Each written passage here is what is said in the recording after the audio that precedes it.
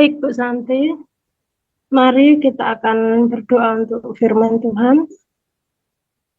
Tuhan Yesus, terima kasih buat kasih setiamu kepada kami, Bapa. Penyertaan-Mu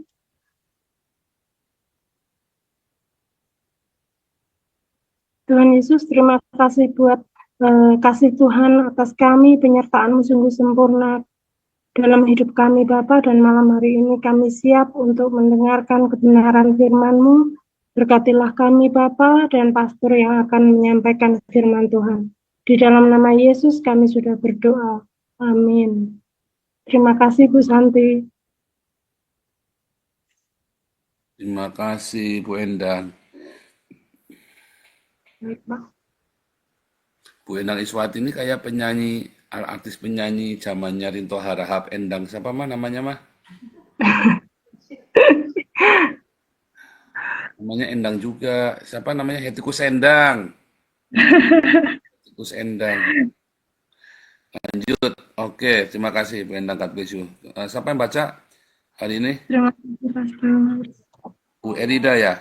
Bu Erida Tambunan, Wahyu pasal 13 ya Bu. Ya. Iya. Saya bacakan Wahyu 13.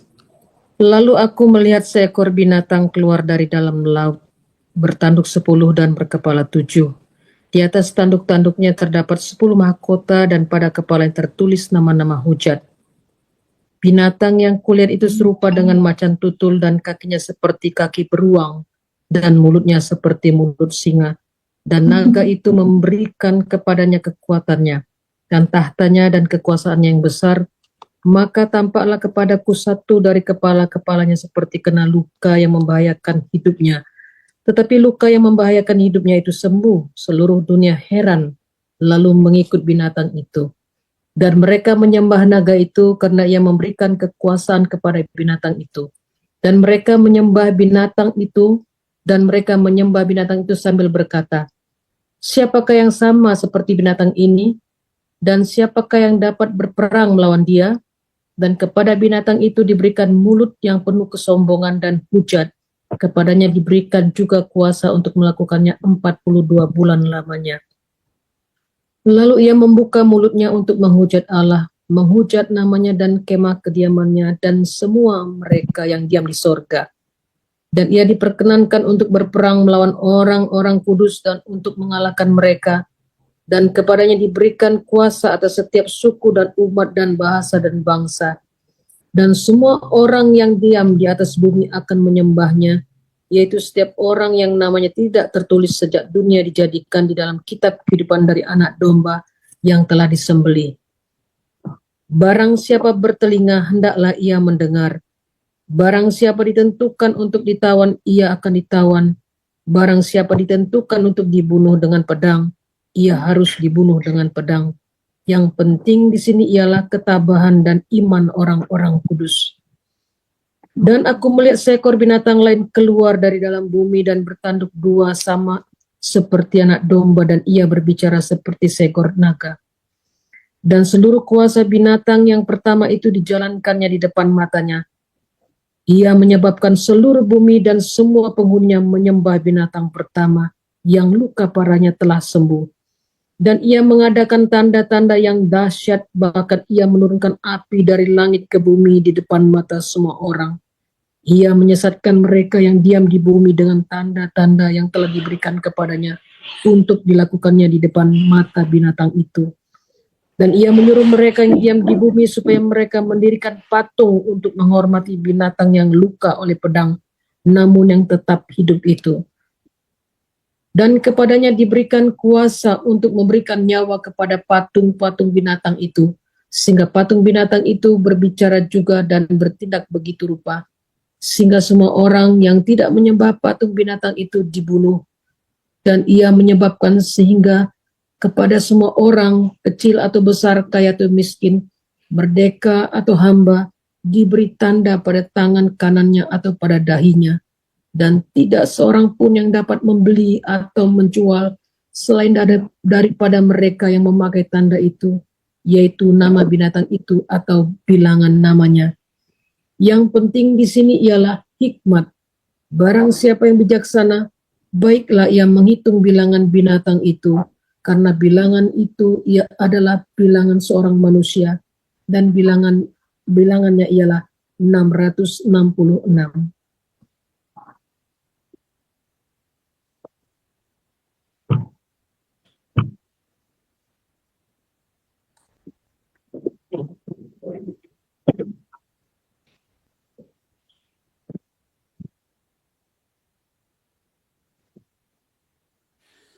Oke, haleluya. Saya akan tunjukkan ini ya. Eh,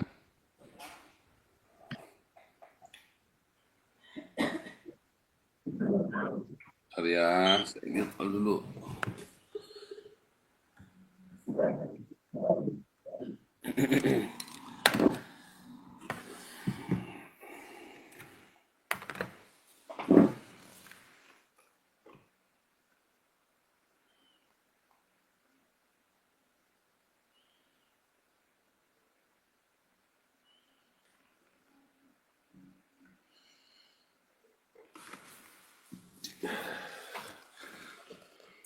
Saudara, ada 3 ulama Islam yang meramalkan kehancuran Islam ini ya, kehancuran Israel ya, saudara ya.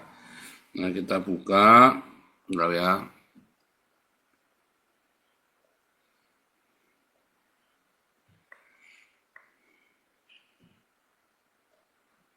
Bentar ya, jangan ke sana dulu. Kita lihat ya. 3 nih ya, ini saya ambil dari ini ya, 3 ulama yang meramalkan Israel akan hancur. Nah, Israel merupakan negara, nah, terus ya. 1, Syekh Ahmad Yasin.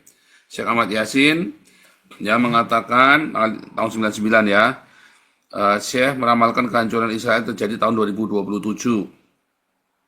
Ya, ramalan diramalkan atas dasar tafsiran akan Al-Quran. Ya, Syekh Ahmad Yasin yakin bahwa cepat atau lambat kekuatan Israel akan berkurang, walaupun saat ini masih memiliki kekuatan cukup untuk mempertahankan posisinya. Saya katakan bahwa Israel akan lenyap pada kuartal pertama abad ke-21 berikutnya. Ya, insya Allah tepatnya tahun 2027 tidak akan ada lagi Israel. 2027 dia bilang ya. Ahmadinejad, Presiden Iran ke-6, ya. Selama masa jabatannya, Mahmud Ahmadinejad terkenal dengan pernyataan yang kontroversial dan provokatif. Melansir Wikipedia, Ahmadinejad pernah menyatakan sebuah pernyataan terkait rezim Zionis, Konferensi Internasional untuk Meninjau Visi Global Holocaust 11 Desember. Berkat keinginan masyarakat dan kehendak Tuhan, tren keberadaan rezim Zionis menuju ke bawah, dan inilah dijanjikan Tuhan dan diinginkan semua bangsa. Rezim Zionis akan dilenyapkan seperti halnya Uni Soviet, dan umat manusia akan mencapai kebebasan. Pada 2008, Ahmadinejad pernah mengatakan bahwa umat Islam akan mencabut kekuatan setan dan menghancurkan Israel segera. Beliau menegaskan bahwa Israel yang disebut dengan rezim Zionis akan mati terhapus dari peta geografis. Lalu Ali Khamenei, Ayatullah Ali Khamenei, ulama menjabat presiden Iran. Ya, 2015 Ali Khamenei menyatakan bahwa Israel akan lenyap dalam 25 tahun mendatang.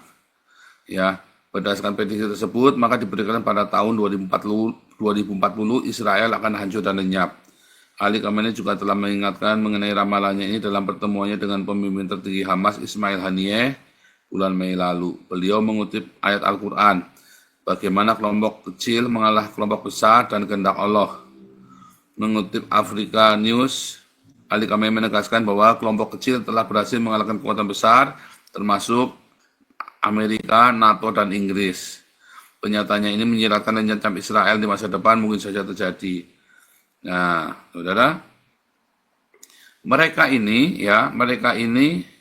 tiga ulama ini ya meramalkan hancurnya Israel, saudara. Apakah Israel akan hancur, saudara? Ya, nggak akan, saudara ya. Karena kehancuran Israel itu sudah terjadi kemarin, ya, selama 2000 tahun. Jadi di dalam Alkitab, ya, kalau kita melihat di Yesaya, Yeremia, ya, Yehezkiel, itu adalah ramalan kehancuran Israel, dan Israel benar-benar hancur, ya, benar-benar dihancurkan, ya. Tahun 70 Masehi Jenderal Titus menghancurkan bait Allah yang kedua. Dan itu bahkan sudah dinubuatkan oleh Tuhan Yesus. Ya, runtuhkan bait Allah ini, dalam 3 hari akan kubangun. Dan runtuh benar ya bait suci itu ya. Dan Tuhan Yesus juga berkata, apabila pembinasa kecil berdiri di bait suci, itulah Caligula yang menaruh patung kepalanya di halaman bait suci, saudara. Itu sudah diramalkan oleh Tuhan Yesus sebelum Muhammad lahir ceprot, saudara. Dan dari tahun 70, Israel dihapus dari peta dunia, namanya diganti Palestina. Ya, tahun 200, tahun 70. Tahun 70 kan bait suci dihancurkan. Tahun 200 oleh Hadrianus, Kaisar Hadrianus menghapus nama Israel dari peta dunia dan diganti nama dengan Palestina. Ya. Jadi itu yang benar ya. Nah, terus artinya itu sudah kehancuran Israel, tetapi Alkitab menubuatkan kebangkitan Israel, saudara ya.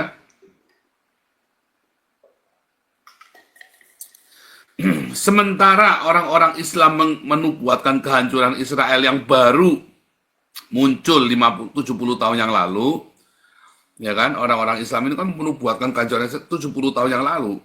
Tetapi Alkitab justru menubuatkan kejayaan Israel. Coba kita buka dulu ya.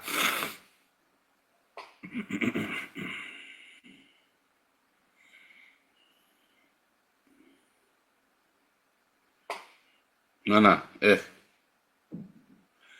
Coba lihat ya, Yesaya 11. Raja damai akan, bukan ini ya, tapi ini ya. Sisa Israel akan kembali.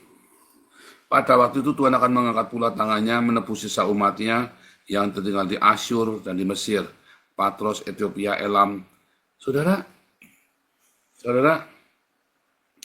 ini ya, waktu orang Yahudi itu, Yesaya 11 ini ditulis sebelum pembuangan ke Babel, saudara ya. Yesaya itu ditulis sebelum pembuangan ke Babel. Tetapi persis ketika Yesaya itu menulis, kemudian beberapa tahun kemudian, ya, Yesaya ini kan zamannya Raja Sargon yang kedua ya. Nah kemudian setelah penggantinya Sargon itu, ya, membuang orang Israel ke Asyur, ke Elam, ke Media Persia itu, saudara ya. Nah lalu Yesaya mengatakan, pada waktu itu Tuhan akan mengangkat tangannya, menebus sisa umatnya yang di Asyur, Mesir, Patros, Ethiopia, Elam, Sinear, Hamat, pulau-pulau laut. Ya, kecemburuan Efraim akan berlalu, yang menyisakan Yehuda akan lenyap. Efraim tidak akan cemburu lagi kepada Yehuda, Yehuda tidak akan menyisakan Efraim lagi. Yang dimaksud adalah dua kerajaan Israel, Efraim, kerajaan Samaria, dan kerajaan Yehuda. Nah, itulah sekarang, saudara. Sekarang ini tidak ada masalah antara orang Yehuda dengan orang Efraim. Semua diterima semua di negara Israel, saudara. Dari yang ngaku-ngaku Efraim, yang ngaku-ngaku orang Naftali, orang Dan, orang segala macam. Pokoknya banyak yang ngaku-ngaku deh. Pokoknya diterima dulu. Yang penting mereka apa, saudara, punya kultur yang sama, dan terakhir juga tes DNA. Ya. Jadi ketika orang-orang Islam menubuatkan kehancuran Israel yang sudah berlalu dan sekarang sedang bertunas, ya, justru nabi-nabi Israel sedang menubuatkan kejayaan Israel. Bahkan Tuhan Yesus sendiri ya mengatakan pohon ara bertunas, artinya itu kan kembali. Israel itu akan kembali bertunas. Dan sekarang inilah Israel yang bertunas itu, dan akan menjadi penanda akhir zaman, saudara. Ya, Israel yang bertunas ini adalah penanda akhir zaman. Jadi apakah Israel akan hancur? Tidak, saudara. Tidak akan hancur. Bahkan sampai di akhir zaman tidak akan hancur. Dua saksi Allah adalah orang Kristen dengan orang Yahudi. Sudah kita bahas berkali-kali ya, bahwa dua saksi Allah di dalam Wahyu 11 dan Wahyu 19 itu adalah orang Kristen dengan orang Yahudi. Karena di dalam Wahyu 12, kemarin kita sudah bahas, maka perempuan itu akan dipeliharakan selama 1 masa, 2 masa, setengah masa. Lalu naga itu mengejar keturunan dari perempuan itu, 1 yang punya commandment of God, yaitu Torah. Kedua, testimony of Jesus Christ, yaitu orang Kristen. Dan Zakaria 4, Roma 11 mengatakan dengan jelas bahwa Israel dan orang Kristen adalah pohon zaitun. Ya, dua pohon zaitun itulah kata Roma 11 itu, pohon zaitun itulah Israel dengan orang Kristen. Sehingga kita tahu bahwa dua saksi Allah, dua pohon zaitun dan dua kaki dian itu adalah orang Kristen dengan orang Yahudi. Jadi di akhir zaman ini adalah kebangkitan Kristen dan kebangkitan Yahudi, saudara. Ya, makanya kan ada revival di akhir zaman ini. Lihat, seluruh Amerika sekarang bangkit gara-gara apa? Dipicu oleh orang Islam sendiri. Membuat orang-orang Kristen di Amerika dan di Eropa sekarang bergerak turun ke jalan, ya. Dan kita nanti, saya sudah janjian dengan Koden, kita akan bikin ibadah di jalan, ya. Kita akan bikin KKR di jalan sama Koden dan beberapa hamba Tuhan lainnya. Kita akan undang, ya, untuk mengembalikan Injil ke Belanda, saudara, ya. Nah, nanti kita akan kerjasama, ya, kemungkinan bulan Maret atau bulan April kita akan bikin acara. Saudara-saudara yang mau ikut acara buruan, ya, persiapkan rekening, hati, cuti semua, ya, supaya bisa ke sini bulan Maret atau bulan April, pergantian musim. Itu indah sekali di sini, ya, saudara, ya. Di Belanda indah sekali. Ada pesta bunga tulip juga, ada pameran tulip juga di Belanda di Keukenhof, ya. Nah, cuman kita juga mau bikin acara, ya. Mau bikin acara di sini, yaitu apa, saudara? Returning the Gospel to Netherlands, ya, mengembalikan Injil ke Belanda.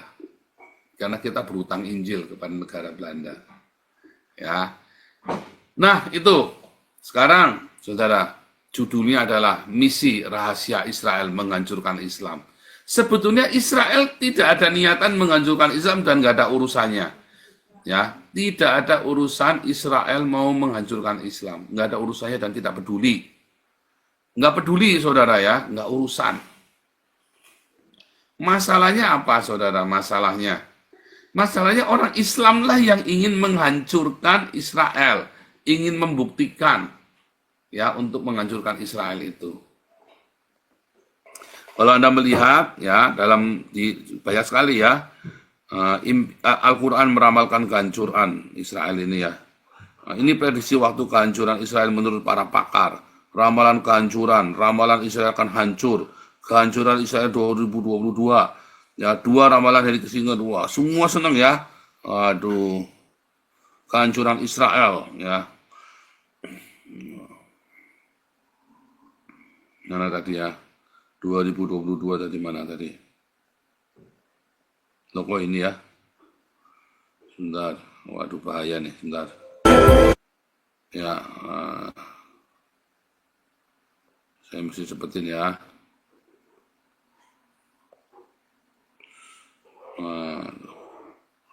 Dan itu deh, oke, ya. Kehancuran Israel 2022. Waduh, segala macamnya. Ngarep, ya. Ngarep. Makanya kalau Anda melihat deklarasinya Hamas, ya, deklarasi Hamas, declaration, ya, Hamas, Doctrine of Hamas ini, ya.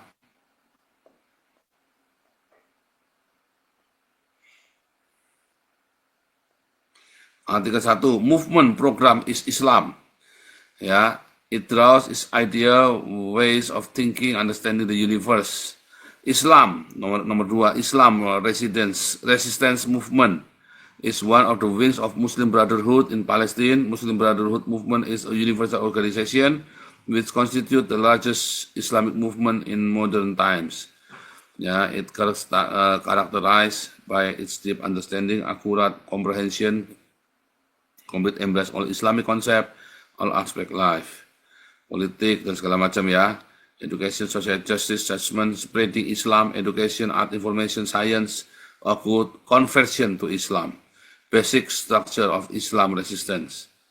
Ya, Muslim who given their allegiance to Allah whom they truly worship. Artikel 4, Islamic resistance movement welcomes every Muslim who embrace faith, ya, by adopting Islam as its way of life movement goes back to time birth of Islamic message. Its strive rise banner of Allah in every inch of Palestine. Ya, bendera-bendera Allah akan dikibarkan di seluruh tanah Palestina.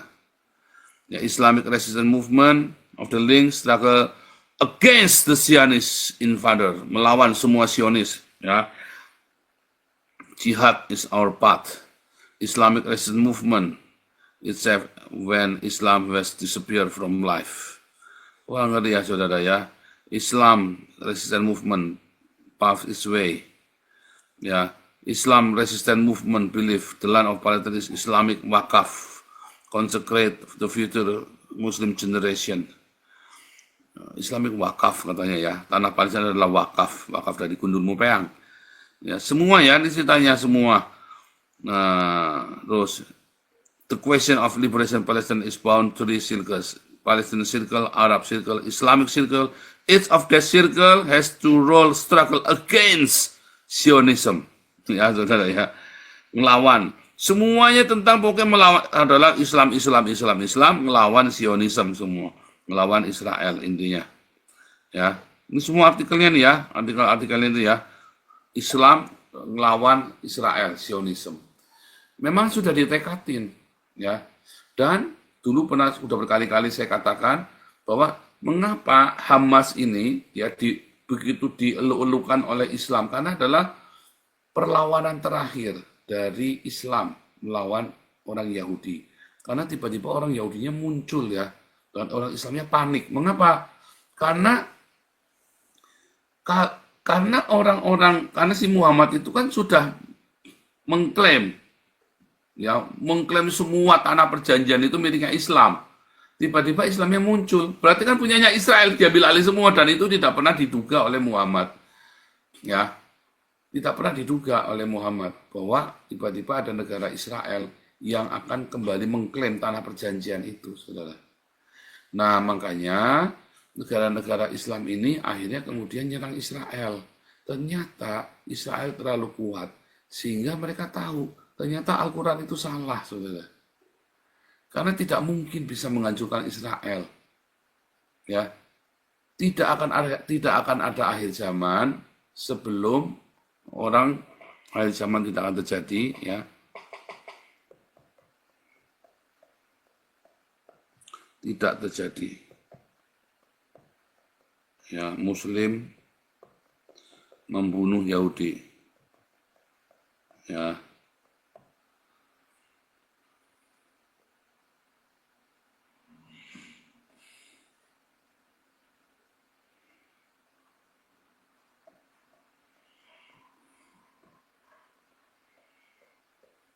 Hari kiamat belum akan terjadi sampai kaum muslim memerangi bangsa Yahudi.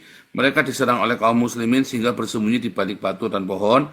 Namun batu maupun pohon berkata, "Wahai muslim, wahai hamba Allah, diberlakukan dari Yahudi. Kemari dan bunuhlah dia."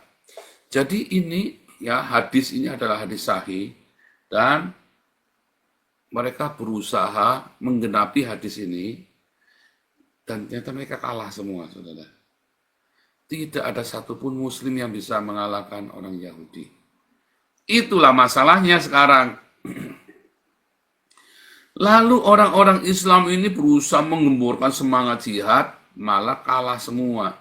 Hari ini semua negara Islam itu keok melawan Israel. Apakah nanti Israel akan kalah? Tidak bisa kalah. Karena justru kerajaan 1000 tahun itu yang memerintah dua saksi Allah adalah orang Kristen dengan orang Yahudi. Itu masalahnya, saudara.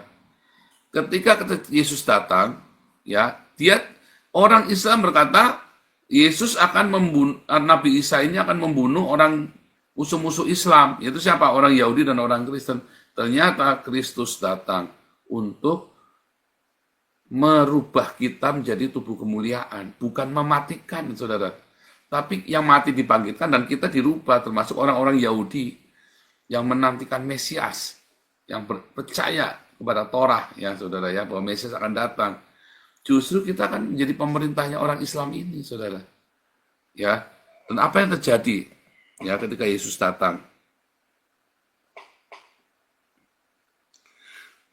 Ya saudara ya, kan tadi kan kita membaca Di dalam Wahyu 13 itu adalah lahirnya Islam dengan lahirnya Antikris. Saya tidak akan mengulangi lagi karena kita sudah baca ya. Nah, lalu apa yang terjadi ketika Yesus datang?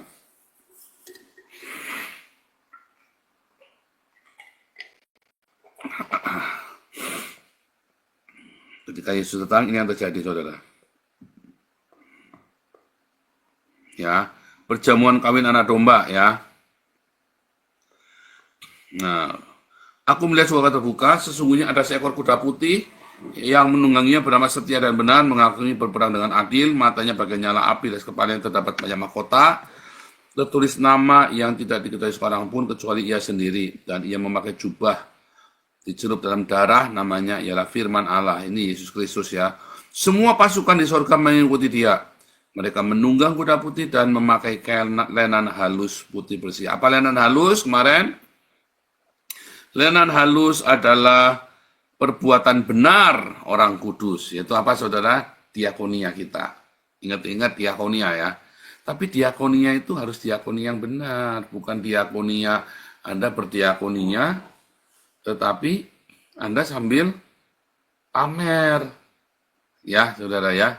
Oh Pak Paul pamer, ya kalau saya pamer buat mencarikan dana supaya lebih banyak lagi, ya. Nah, pamer itu yang dimaksud adalah ya kamu mencari kemuliaan buat dirimu sendiri. Yang tahu hanya kamu dengan Tuhan. Saya tidak tahu, istrimu bahkan tidak tahu, ya. Yang tahu hanya kamu dengan Tuhan. Itu buat kamu atau itu buat Tuhan. Jadi Anda tidak bisa mengatakan orang lain pamer. Nggak bisa, saudara. Yang bisa Anda sendiri dengan Tuhan yang tahu. Anda nggak bisa menghakimi orang lain. Ingat-ingat ya, saudara ya. Ya, menunggang kuda putih memakai kenan halus. Dan dari mulutnya keluar sebilah pedang tajam yang akan... Apa pedang tajam, saudara? Firman Allah, logos, dan rema. Yaitu apa? Penginjilan. Ya, pedang tajam itu. Siapa, saudara? Siapa, saudara? Mereka. Kuda putih, lenan halus yang putih bersih. Ya. Yesus datang dengan kuda putih, yaitu dengan apa, saudara? Kuda putih, damai. Kuda putih itu kita ingat ya, meter yang pertama dengan kuda putih dengan damai. Bedanya meter yang putih yang pertama itu adalah damai yang semu. Tapi ini Yesus datang dengan damai, membawa damai dengan apa saudara? Dengan lenan halus, diakonia. Dan pengikutnya semuanya berdiakonia, saudara.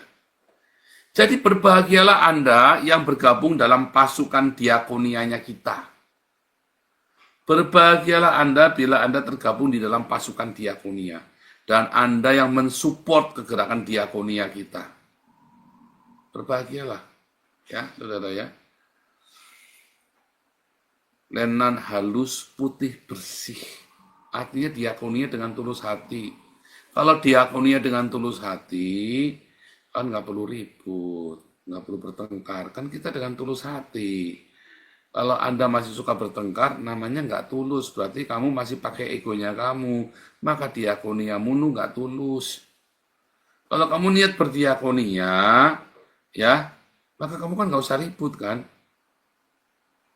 nggak perlu pakai ribut. Yang penting standar operasional prosedur dijalanin, nggak perlu pakai ribut kan, apalagi sampai mempersulit jalannya diakonia ini, saudara. Ya, satu pasukan dari si penunggang kuda putih ini, ya.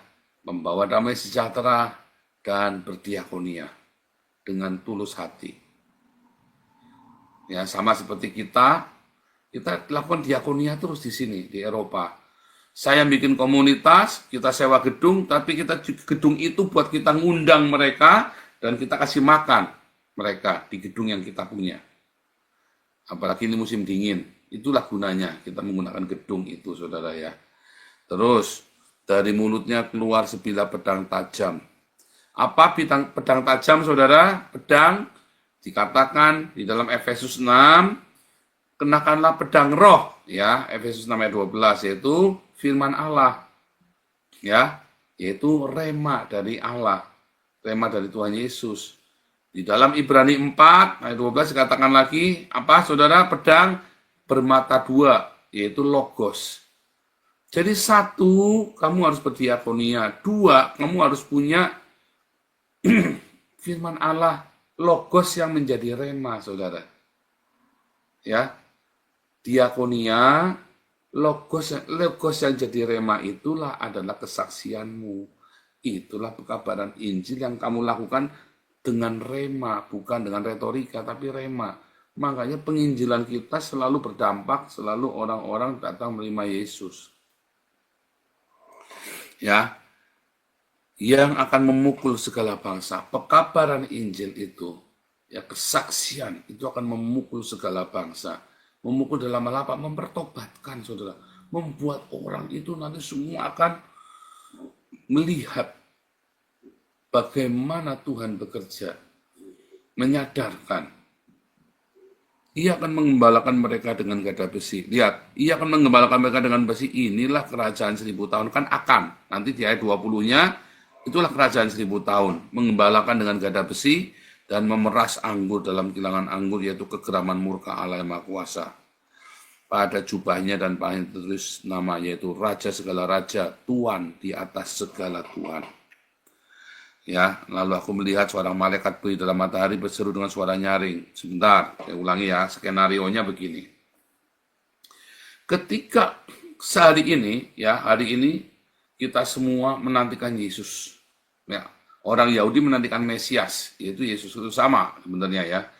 Lalu di dalam masa penantian ini, Antikristus akan menyatakan dirinya saat Roh Kudus itu diambil dari muka bumi, sehingga yang punya Roh Kudus hanya kita. Ya, hanya orang Kristen dengan orang Yahudi. Nah, kemudian dalam masa penantian itu kita dua saksi Allah terus bersaksi, saudara. Ya, Wahyu 11 ini ya. Nanti lihat Wahyu 11. Ya. Apabila mereka telah menyelesaikan kesaksian mereka, maka binatang yang muncul dari jurang maut akan memerangi mereka dan mengalahkan serta membunuh mereka. Jadi kita nanti akan dianiaya oleh binatang tadi yang keluar dari laut, yaitu apa? Antikristus itu. Mayat mereka terletak di antara jalan kota besar, secara rohani disebut Sodom dan Mesir. Itu adalah ya tentang ritual dan hedonisme, saudara. Ritual keagamaan dan hedonisme. Ya, di mana Tuhan disalibkan, ya kan? Tuhan Yesus kan disalibkan karena apa, saudara? Peperangan antara hedonisme dalam agama, saudara. Ya. Jadi setelah 3 hari setelah mereka bersaksi, mereka dibunuh. Kita kembali ke Wahyu 19 ya. Nah, tetapi kesaksian kita dan diakonia kita itulah yang akan menjadi kekuatan untuk mengalahkan. Jadi yang mengalahkan musuh-musuh kita ya bukan dengan perang, ya bukan dengan pistol, tapi dengan diakonia kita dan dengan kesaksian kita. Makanya nanti di dalam, sebentar ya, di Malum kalau nggak salah ya. Nah ini ya, siapa yang mengalahkan iblis, yaitu orang Islam dengan para pengikutnya.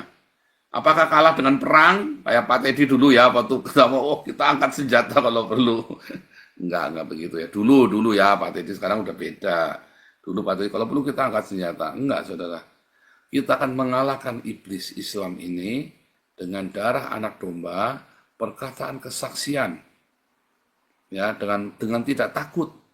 Ya. Jadi diakonia, ya kan pakaian kita dicelup bersih dalam darah anak domba. Kain lenan itu kan bisa bersih karena dicuci dengan darah anak domba. Jadi diakoniamu itu harus di dalam nama Yesus. Bukan di dalam nama dirimu, bukan di dalam nama gerejamu, tapi di dalam nama Yesus. Hanya Yesus yang dimuliakan melalui diakonia itu. Ya, dan kesaksian kita, saudara. Kesaksian kita penting. Jadi hati-hati dengan diakoniamu. Apakah kamu sudah murni, apa enggak?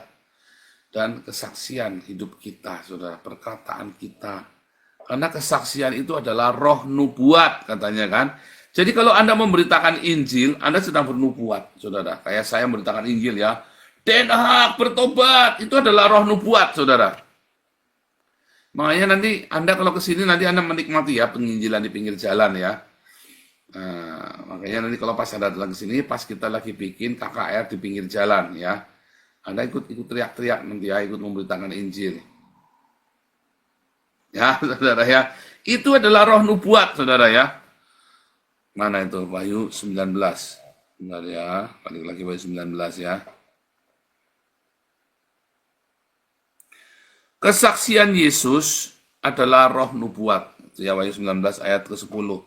Kesaksian Yesus adalah, jadi kalau Anda memberitakan Injil di pinggir-pinggir jalan kepada orang lain, itu adalah roh nubuat. Makanya dalam penginjilanmu itu kamu tiap hari harus siap. Kalau saya mah tiap hari siap ya saudara ya, dengan hati. Pagi-pagi bangun saya siapkan semua, karena setiap ketemu orang, itulah penginjilan kita, kesaksian kita saudara. Itulah roh nubuat. Ya.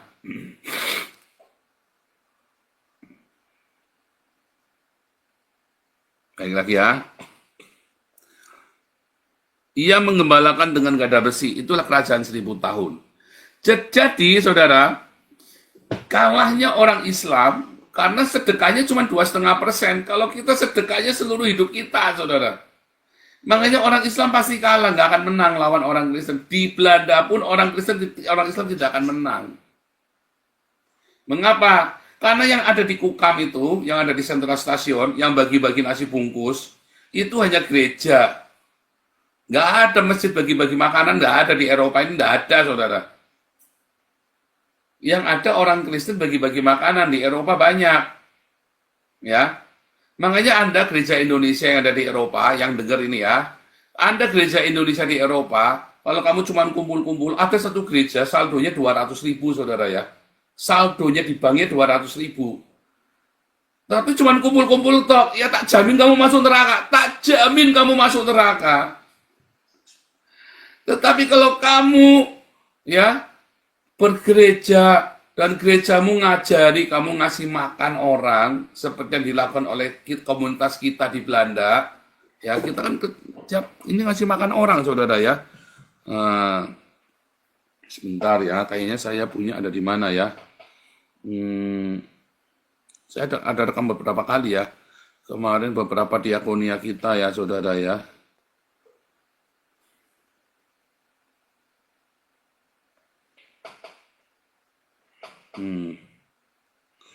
Berapa kali kita ya di ending ya, hari Rabu ya. Kalau hari Rabu itu berarti hari Rabu itu berapa hari yang lalu?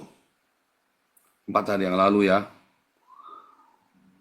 4 hari yang lalu. Kayaknya ini nih.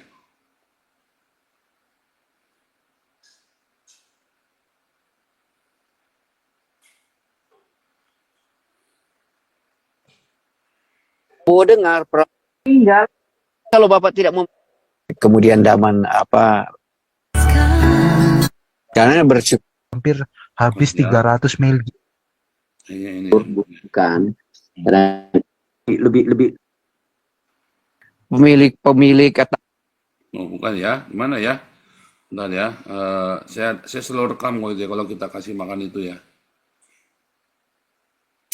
Bentar ya. Kita selalu bagi-bagi makanan itu ya, saudara ya. Kayaknya ini ya.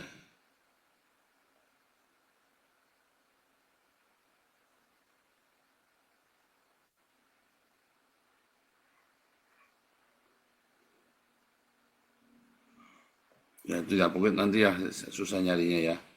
Sekarang kita yang balik lagi ke gambar tadi deh, yang di Facebook aja ya. Kita selalu bagi-bagi makanan ya. Ini tadi itu adalah contohnya kita. Ini ya contohnya kita ngasih makan ya. Ini ya saudara, ini kita baru selesai ngasih makan orang-orang di sana ya. Kita memang hati-hati sekali kalau bikin video, karena nanti kita bisa dimarahi ya. Kalau mereka kan banyak yang kriminal, banyak yang apa. Saudara, ini ya, ini yang di atas ini adalah box ini ya. Ini kita sama Peter ini adalah homeless juga. Box ini adalah thermal box supaya nasinya tetap hangat ya. Oh, ini kita bawa kopi teh segala macam ini ya. Kita bawa kopi teh semua komplit ya. 100 bungkus saudara. Kita di Belanda pun kita kasih makan ya saudara ya. Padahal jemaat kita cuma berapa sih? Cuma 40 orang paling ya. Ya kita baru 2 bulan kan. Saya kan memulai komunitas di Belanda ini baru 2 bulan, saudara. Di Denak ini. Yang separuh itu pun, yang separuh orang dari ini Kukam. Kukam itu di belakangnya sentral stasiun. Yang separuh berasal dari sana, saudara. Ya, mereka datang, apa karena firman Tuhan? Enggak, karena mau makan. Karena kedinginan. Ya, ini yang saya tunjukkan tadi ya.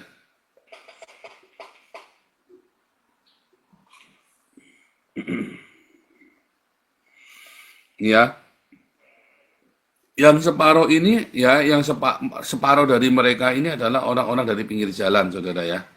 Separuh dari mereka adalah orang-orang dari pinggir jalan, dari orang yang punya rumah ini, ya. Nah, itulah penginjilan kita, saudara. Ya, duit kita nggak banyak, tetapi kita mau keluar uang dan kita mau kerja semuanya ya, kita bahu membahu ya. Itu, saudara ya. Itulah tadi dengan darah anak domba, yaitu sehingga pakaian kita jadi putih, lenan putih, itu diakonia, dan kesaksian kita, ya itulah pedang roh tadi, pedang dengan pedang yang tajam yang keluar dari mulut, yaitu rema logos dan rema, itu kesaksian kita, saudara. Jadi Anda mempersiapkan diri dengan kedatangan saat datangnya Tuhan itu dengan diakonia yang tulus, lenan putih yang bersih. Diakonia yang tulus, saudara. Kalau diakoniamu penuh dengan agenda, waduh, bahaya, saudara, percuma. Kedua, kamu dengan kesaksian hidupmu, saudara. Itu penting. Makanya orang Yahudi, Anda lihat Israel, diakonianya kenceng banget, saudara. Selalu bolak-balik saya bilang ke Anda ya, di semua kelas di Haifa University, ada tulisannya, there is no poor among us. Nanti kalau saya balik ke sana lagi, saya fotoin ya. There is no poor among us. Ajaib ya. Di seluruh kelas di Haifa University itu, ya, there is no poor among us. Ada tulisannya. Dan saya senang sekali ya, menjadi bagian dari itu. Dan orang-orang Yahudi ini, ya, nah, kita buka ya, saudara ya.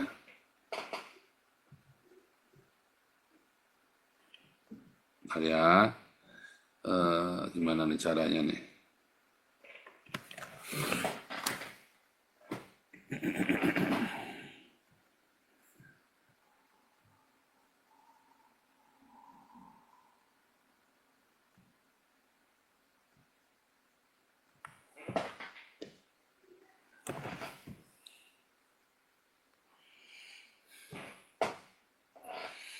Ya. Nah ini.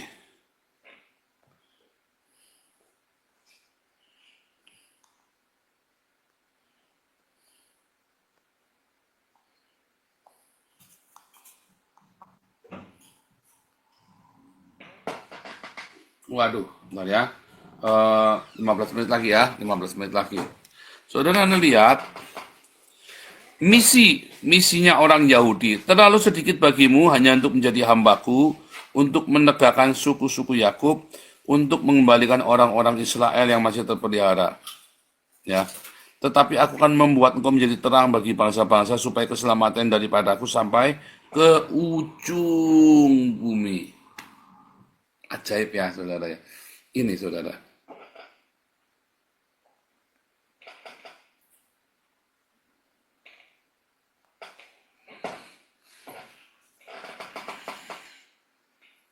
Sekitar ya, kurang lebih ya, tahun 700-an sebelum Masehi. Maka Israel hancur, saudara. Dan diaspora kemana, saudara?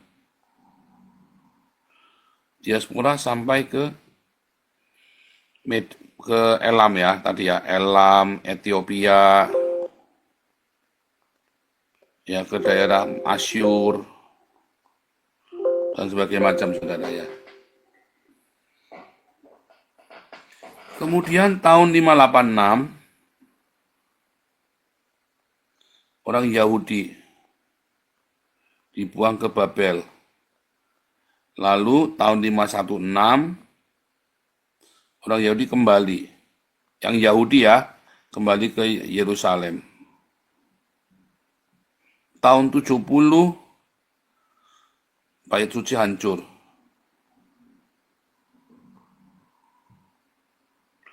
Tahun 200 Israel dan Yehuda diganti nama menjadi Palestina. Lenyap, tidak ada lagi, saudara. Lalu semua orang Israel, ya, lihat ya, Israel diaspora.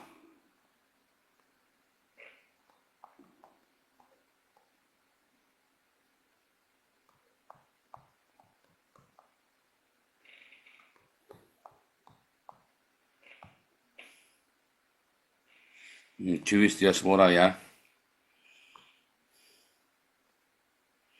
Nah itu saudara ya. Yang biru-biru itu di mana ada orang Yahudi di sana tuh. Seluruh orang Yahudi sampai ke ujung-ujung bumi. Dan mereka mengajarkan Torah, saudara. Mereka memperkenalkan tradisi Yahudi, mereka memperkenalkan Torah yang mereka miliki kepada seluruh dunia. Ya dengan cara Tuhan yang ajaib. Dan Tuhan tidak mempermalukan orang Yahudi ini. Mereka dianiaya, difitnah, dibunuh. Tetapi orang-orang Yahudi ini selalu menjadi penentu di negara itu. Mau di Rusia, di Amerika, di Australia, di dimanapun mereka berada. Orang-orang Yahudi ini amat sangat kaya dan mereka punya uang banyak. Ya, dimanapun mereka berada, mereka menjadi penentu bahkan sampai hari ini. Makanya orang Yahudi dimanapun mereka, ya sekarang mereka punya negara sendiri. Maka orang Israel ini melakukan diakonia, saudara, kepada banyak sekali komunitas di dunia ini. Orang Yahudi ini melakukan banyak sekali diakonia.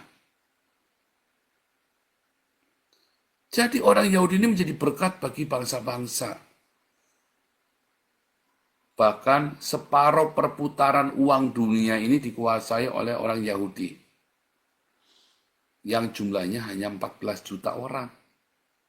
Yang 14 juta ini memiliki 50% putaran uang dunia, saudara. Dan mereka benar-benar hidupnya di dalam perekonomian, di dalam pertanian, di dalam teknologi. Mereka menjadi berkat bagi bangsa-bangsa.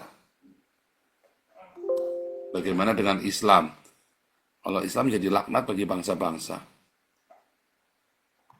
Selama orang Yahudi, ini kan sudah, ya kan nggak jelas. Tapi Yesaya 11 tadi berkata mereka akan kembali. Dinubuatkan akan kembali, ya kan? Yesaya 11. Tetapi, lihat saudara, waktu ini ada di Babilonia. Ada Daniel, Sadrah, Mesah, Abednego. Ada Mordekai. Ada orang-orang yang menjadi Perdana Menteri. Orang-orang Yahudi yang mengajarkan Torah bagi negara-negara jajahan Babilonia, Media Persia, Yunani, saudara. Bahkan di zamannya Roma pun, akhirnya pengajaran orang Yahudi ini, yaitu apa? Pengajaran Yesus Kristus, disebarkan ke seluruh dunia. Ya kan? Akhirnya seluruh dunia kan, hari ini kan 2/3 dunia kan Kristen kan? Yang asalnya kan dari mana? Jadi pengajarannya orang Yahudi yang bernama Yesus Kristus kan? Jadi ayat ini digenapi, saudara. Mana tadi? Terlalu sedikit bagiku hanya untuk menjadi hambaku, menegakkan suku-suku Yakub, mengembalikan orang Israel yang masih terpelihara. Tetapi aku akan membuat engkau menjadi terang bagi bangsa-bangsa, supaya keselamatan yang daripadaku sampai ke ujung bumi. Itu dilakukan oleh orang Yahudi, dan orang Yahudi bernama Yesus, dan 12 Rasul Yesus. Dan itu diwariskan kepada kita, orang Kristen. Nah, itulah yang dilakukan. Makanya, tadi kita kembali, saudara ya. Kita kembali ke Galatia 2, saudara tadi.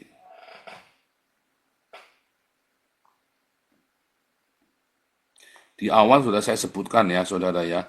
Mau apapun misi gerejamu, mau apapun misi gerejamu. Oh, saya gereja pengajaran, Pak. Oh, saya gereja pujian dan penyembahan. Oh, saya gereja profetik, Pak. Oh, saya gereja inilah, gereja itulah. Saya gereja Presbyterian, Katolik.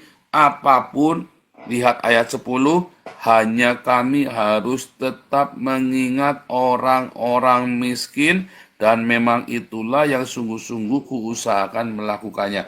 Kalau gerejamu tidak melakukan ini, gerejamu sesat. Dan inilah pakaian lenan putih yang dicelupkan dengan darah Yesus, saudara.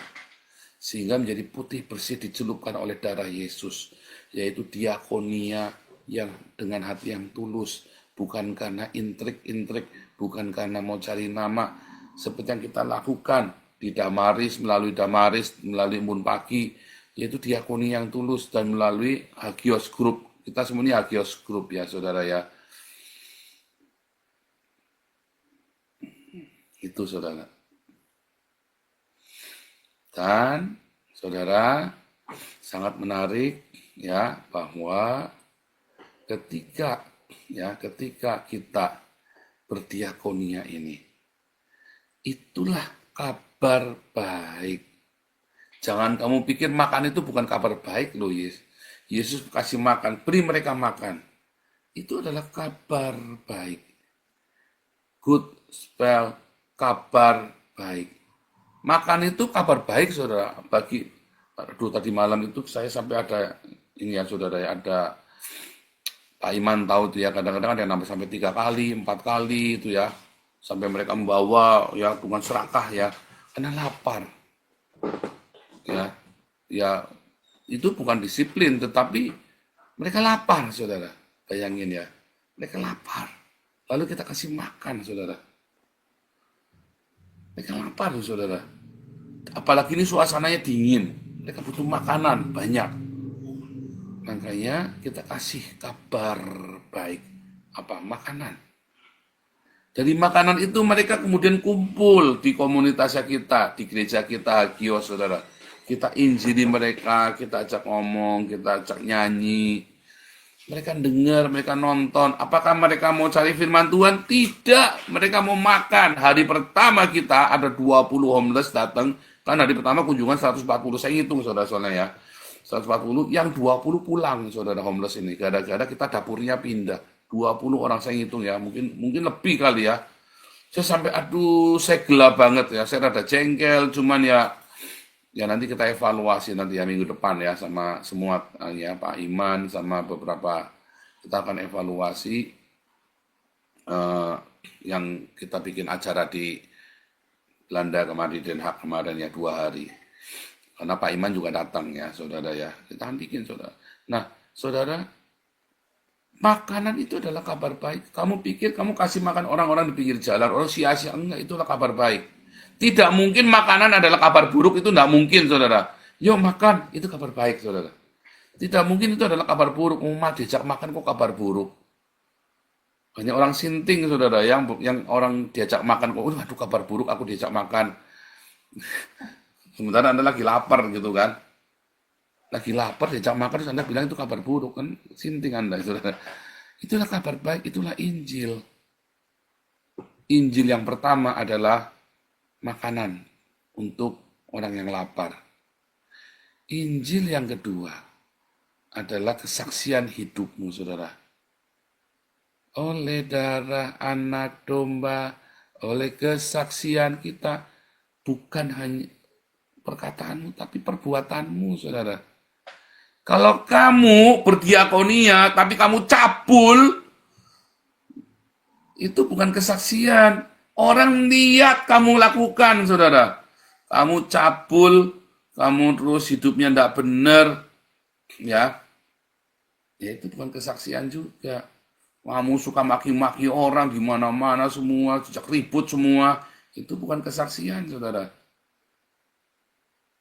Makanya kami sekeluarga juga jaga anak-anak pun semua, supaya orang lihat keluarga kami terinspirasi. Itu kesaksian, saudara. Bagaimana orang lihat keluargamu? Terinspirasi apa enak? Apa pengen tidurin kamu malah, saudara? Hati-hati, saudara ya. Atau pengen apain kamu ya? Hati-hati, saudara. Banyak pendeta-pendeta tidak menjaga istri, suami, anak-anaknya untuk menjadi kesaksian. Saya selalu berkata kepada Anda, teladanilah saya sama seperti saya meneladani Kristus. Hidupmu, saudara ya. Waduh Pak, saya nggak mau Pak, saya nggak mau pelayanan, kenapa saya hidup saya masih nggak beres? Ya berarti Anda belum lahir baru. Justru Anda harus beres, begitu ditunjuk, berarti itu harus menjadi motivasi Anda. Sudah saatnya saya hidupnya kudu beres. Jangan dibolak-balik, ya. Ketika Anda hidupnya belum beres, lalu Anda ketiban, ayo kamu mulai melayani di yayasan, berarti hidupnya kamu kudu beres. Itu saudara, datang sama Tuhan, Tuhan tolong aku dikasih tugas ini. Kalau kasih tugas ini berarti hidupku harus beres, karena begitu kamu menjadi pengurus yayasan, maka hidupmu akan disorot sama semua orang. Kelakuanmu semua akan disorot oleh semua orang. Kalau kamu semua orang kamu ajak bertengkar, kalau semua orang kamu ajak cabul, waduh, hati-hati saudara. Semua perbuatan baikmu itu sia-sia. Karena kesaksian hidupmu yang tidak baik. Tentu yang ketiga adalah kesaksian dari perkataan kita. Kita memberitakan Yesus. Kita memberitakan Injil Kristus. Nah, tiga hal ini, saudara, itulah yang akan mengalahkan Islam. Bukan senjata, bukan perang. Islam itu kalah bukan karena perang. Ya, walaupun ya Islam itu kalah memang karena perang. Sama Amerika kan babak belur, Islam itu kan dihajar Amerika, semua negara-negara Islam. Tetapi ideologi Islam, kalau Islam angkat senjata, kalahnya dengan senjata. Makanya dua saksi ini, satu orang Yahudi, satu orang Kristen. Orang Yahudi akan memerangi Islam dengan teknologi. Orang Kristen memerangi ideologi Islam dengan diakonia yang tulus, dengan gaya hidup yang bersih, yang kudus. Jadi mereka menuduh kita katanya hidupnya serampangan. Tadi Ibu Dora bilang, hidupnya tidak suci orang Kristen. Mereka sendiri titiknya diumbar kemana-mana, tetenya diumbar kemana-mana, saudara bisa kawin bolak-balik. Ya kan, orang-orang Islam ini. Tapi itulah, ideologi itu yang dihancurkan oleh ideologi kekristenan. Ya, saudara, hidup suci, diakonia, jaga hidup kita, kelakuan kita, ya perbuatan kita, dan perkataan kita, nubuatan, roh nubuat, kita bersaksi tentang Yesus di pinggir-pinggir jalan. Ya makanya pendeta-pendeta kalau ke sini jangan sok-sokan mau membangkitkan Eropa yang tidur. Ya, pergilah di pinggir jalan. Beritakanlah Injil. Ya. Tuhan Yesus memberkati. Haleluya.